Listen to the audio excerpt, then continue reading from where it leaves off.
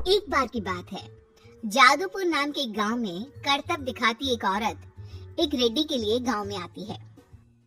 आइए आइए मेहरबान कदरदान, खाइए रोहड़ा के ताजे ताजे केले, कभी खाए नहीं होंगे ऐसे केले, पीले पीले केले खाइए। ये कहकर रोहड़ा हाथों में 4 केले लिए उन्हें सर्कल में जोर जोर से हवा में उछालती हुई करतब दिखाती है, जिसे देखकर आसपास के सारे बच्चे अपने अपने मम्मी पापा से उस औरत के पास जाने की जिद करने लग जाते हैं। पापा ऐसा तो सर्कस में बॉल से होता है ना, ये आंटी तो केले से कर रही है, चलिए ना पापा देखते हैं। रोहड़ा एक पतली सी तार पर चलती हुई केलों से करतब दिखाती है। आते जाते सभी लोग बाहर रुककर उसके करतब देखते हैं और वाह वाही करते नहीं थकते।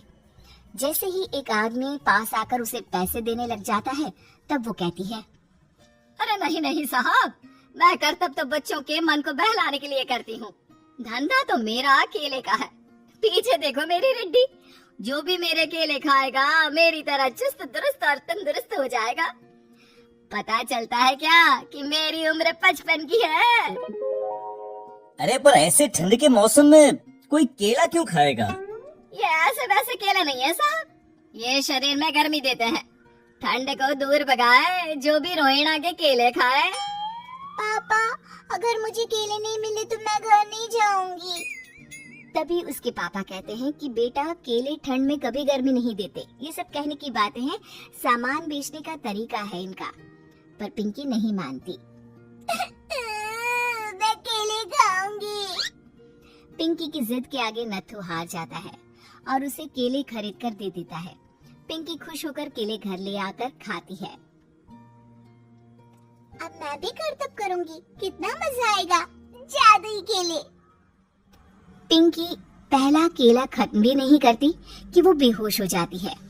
दूसरे केले से एक काला धुआं आता है और रोहड़ा चुड़ैल बनकर बाहर निकल आती है। मेरे भूतिया केले बच्चे न खाए, ऐसा हो ही नहीं सकता। जादूपुर वालों, कब तक बचोगे? आ गई हूँ मैं रोहड़ा, जिसका कोई नहीं कर सकता सामना। रोहड़ा पिंकी को गोद में उठाकर काले धुएं में कहीं गायब हो जाती है। शाम के वक्त नत्थू घर लौटता है और पिंकी को घर में ना पाकर उसकी माँ से कहता है, माँ पिंकी कहाँ है? अरे बेटा, उसे तो तू सुबह करतब दिखाने ले गया था ना, फिर कहाँ वापस आए तुम दोनों? मुझे लगा तू उसे अपने साथ मंडी ले गया होगा। हे भगवान, मेरी बच्ची कहाँ गई? मैं उसे घर ही तो छोड़कर गया था माँ। नत्थू गांव के घर कोने में अपनी बेटी को ढूंढता है, पर उसे वो कहीं नहीं मिलती। परेशान होकर आखिर रो रो कर नत्थू हिम्मत हार कर घर लौट आता है। अगली सुबह रोहड़ा फिर से करतब दिखाने आती है और इस बार पिंकी की तरह रोनी केले खरीद लेता है। 50 रुपए दिए थे पापा ने, सारे पैसों के मैंने केले खरीद लिए हैं। अब मैं भी आंटी की तरह ही करतबबाज बन जाऊंगा।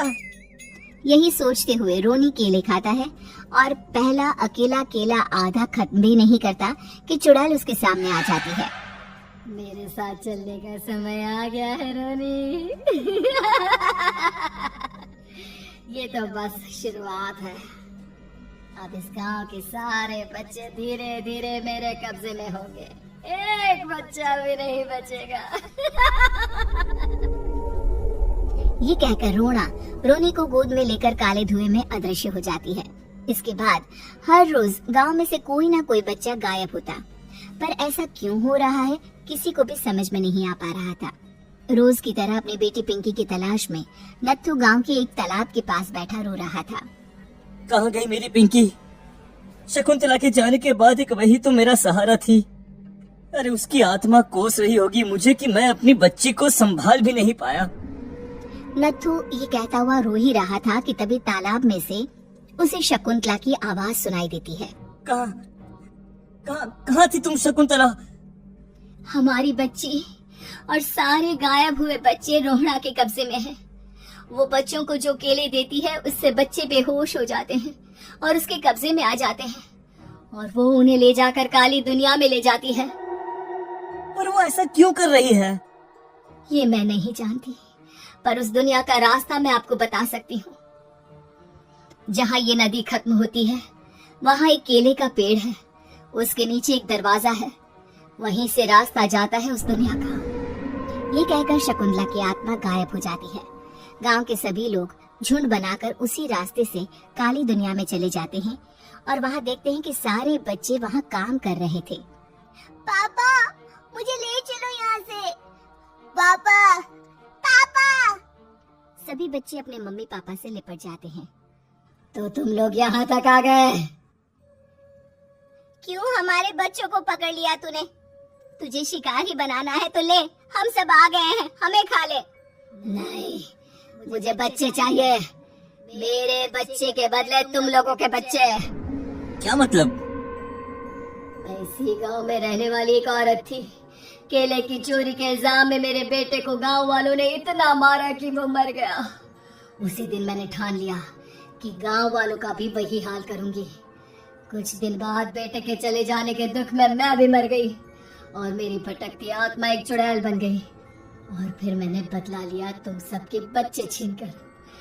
बर्दाश्त नहीं कर पाए ना? सोचो मुझ पर क्या बीती होगी। हमें माफ कर दो रोना। पता नहीं है किसकी गलती थी, पर हम सभी माफी मांगते हैं। हमारी खुशियाँ लौटा दो, तुम भी तो एक माँ हो। गांव वालों की बात सुनकर रोना का मन पिघल जाता है और वो बच्चों को छोड़ देती है। उसके बाद काली दुनिया बच्चों के लिए जादुई दुनिया बन जाती है। अब कोई भी कभी भी वहां आ जा सकता था।